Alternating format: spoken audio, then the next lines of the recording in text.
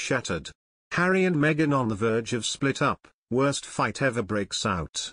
12 months back, Woman's Working Day documented Prince Harry and Meghan Markle had a massive struggle, and it may perhaps have spelled the stop for their connection.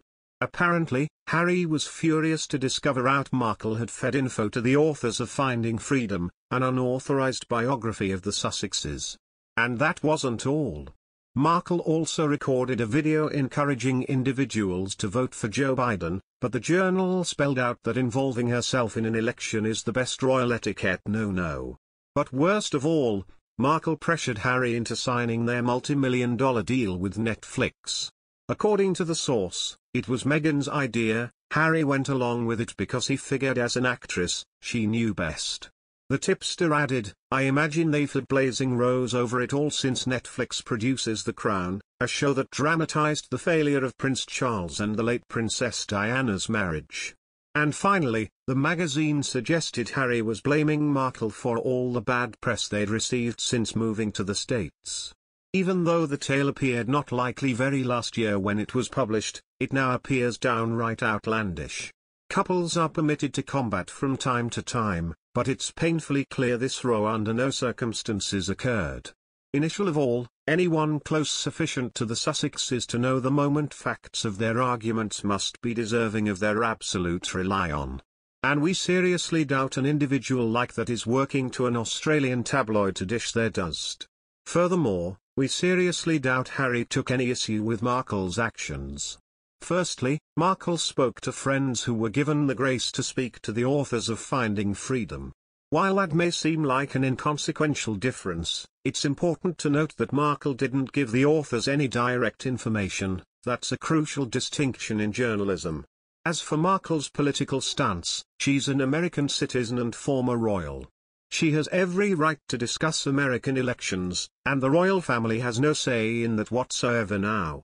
Ultimately, if this struggle was as key as the tabloid produced it out to be, why did no respected source report on it? An full calendar year has handed, and not a single credible report emerged to back again it up.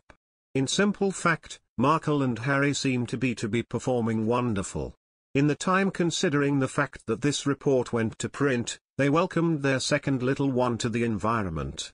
They also graced the Includer Time 100 as two of their most influential persons. We're self-confident in declaring that there was under no circumstances any truth to this report. In the time since this short article was printed, Woman's Day hasn't redeemed alone. The tabloid claimed Markle was feuding with her neighbor, Katy Perry. Then the Journal alleged Markle was begging the Queen to permit her stop by the UK. And a lot more a short while ago, the outlet alleged Markle flew into a jealous rage connected to Kate Middleton. Of course, Woman's Day can't be trusted when it comes to the Duchess of Sussex. Recently, Florence St. George, Prince Harry's ex-girlfriend, has said she feels lucky that her relationship with Prince Harry was short-lived because she struggled to deal with the publicity. The model, who briefly dated the Duke of Sussex in 2011, recalled their short-lived relationship in the latest issue of The Telegraph's Stella magazine. St. George, 35, said the relationship brought a wave of scrutiny from the media and the public, and that her privacy ended abruptly. A new story would appear almost every day in the press. My school friends were interrogated and there were photographers outside my front door, she recalled. St. George did not state why the pair broke up, only that she was sad at the time. I take my hat off to those people who can cope with that lifestyle, but I knew I couldn't. Although it was sad at the time, I feel lucky that the relationship was short-lived, she said.